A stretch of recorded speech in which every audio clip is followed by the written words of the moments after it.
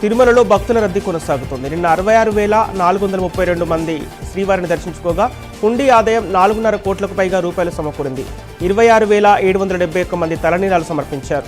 ఉచిత సర్వదర్శనానికి 24 గంటలు, time slot దర్శనానికి 5 గంటలు, 300 రూపాయల ప్రత్యేక ప్రవేశ దర్శనానికి 4 గంటల సమయం పడుతోంది. చిత్తూరు జిల్లా కాణిపాకం శ్రీ వరసిద్ధి వినాయక స్వామి వారి ఆలయంలో శ్రావణ పౌర్ణమి సందర్భంగా ప్రత్యేక పూజలు వైభవంగా జరిగాయి.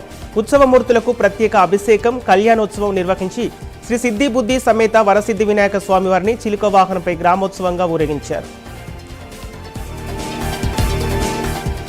తిరుపతి జిల్లా శ్రీకాళహస్తీశ్వర స్వామి వారి దేవస్థానంలో ఉంజల సేవ భక్తి శ్రద్ధలతో వైభవంగా జరిగింది. శ్రీకాళహస్తీశ్వర స్వామివారు శ్రీ జ్ఞానప్రసూనాంబ అమ్మవార్ల ఉత్సవమూర్తులను ప్రత్యేకంగా అలంకరించి ఉంజలపై అధిష్ఠింపజేసి ప్రత్యేక పూజలు నిర్వహించారు. చిత్తూరు జిల్లా పలమనేరులో 75 కోట్లతో మున్సిపాలిటీ అభివృద్ధి చర్యలు చేపట్టినట్లు మున్సిపల్ కమిషనర్ లోకేశ్వర్ వర్మ తెలిపారు. ఎమ్మెల్యే అమరనాథరెడ్డి చొరవతో నిధులు మంజూరయ్యాయని, ఇప్పటికే 5 కోట్ల పనులు కొనసాగుతున్నాయని చెప్పారు.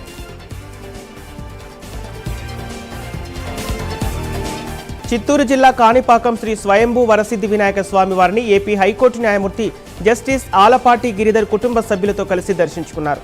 ఆలయ ఏఈఓ రవీంద్రబాబు స్వాగతం పలికి దర్శన ఏర్పాట్లు చేశారు. అనంతరం స్వామివారి తీర్థ ప్రసాదాలు, శేషవస్త్రం, చిత్రపటాన్ని అందజేశారు.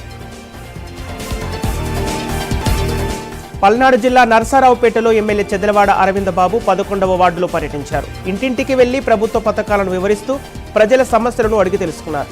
రానున్న మున్సిపల్ ఎన్నికల్లో 38 వార్డుల్లో విజయం సాధిస్తామని అరవిందబాబు ధీమా వ్యక్తం చేశారు. మార్కాపురం జిల్లా ఎర్రగొండపాలెంలో వెలిగొండ ప్రాజెక్టు కళ సాకారమవుతున్న సందర్భంగా టీడీపీ శ్రేణులు, రైతులు భారీ ట్రాక్టర్ ర్యాలీ నిర్వహించారు. నియోజకవర్గ టీడీపీ ఇన్ఛార్జి గూడూరు ఎరిక్షన్ బాబు ఆధ్వర్యంలో ర్యాలీ చేపట్టారు. వెలిగొండ జలాలతో తమ ప్రాంతం సస్యశ్యామలం అవుతుందని రైతులు హర్షం వ్యక్తం చేశారు. కాకినాడ జిల్లా జగ్గంపేట నియోజకవర్గంలో 14 మంది లబ్ధిదారులకు 6,30,000 రూపాయల విలువైన సీఎంఆర్ఎఫ్ చెక్కులను జగ్గంపేట నియోజకవర్గ అభివృద్ధి కమిటీ చైర్మన్ జ్యోతుల నవీన్ పంపిణీ చేశారు. గండెపల్లి మండలంలోని లబ్ధిదారుల ఇళ్లకు స్వయంగా వెళ్లి చెక్కులు అందజేసి బాధిత కుటుంబాలను పరామర్శించారు. విజయనగరం జిల్లా రాజాంలో దారిదోపిడికి పాల్పడిన కేసులో 3గురిని అరెస్ట్ చేసి రిమాండ్కు తరలించారు. ఫైర్ స్టేషన్ మామిడితోట వద్ద ఓ వ్యక్తిని బెదిరించి డబ్బులు, ద్విచక్ర వాహనం తీసుకున్నారన్న ఫిర్యాదుతో కేసు నమోదు చేసినట్లు సిఐ నవీన్ కుమార్ తెలిపారు. పార్వతీపురం మన్యం జిల్లా కొమరాడ మండలం దలాయిపేటలో పాత కక్షల నేపథ్యంలో రైతుపై కొడవలితో దాడి జరిగినట్లు సమాచారం. పొలం రహదారి వివాదంలో బెల్లన లక్ష్మణ్, రైతు చిన్నపోల రమేష్ మధ్య వాగ్వాదం జరగా లక్ష్మణ్ కొడవలితో దాడి చేసినట్లు స్థానికులు తెలిపారు.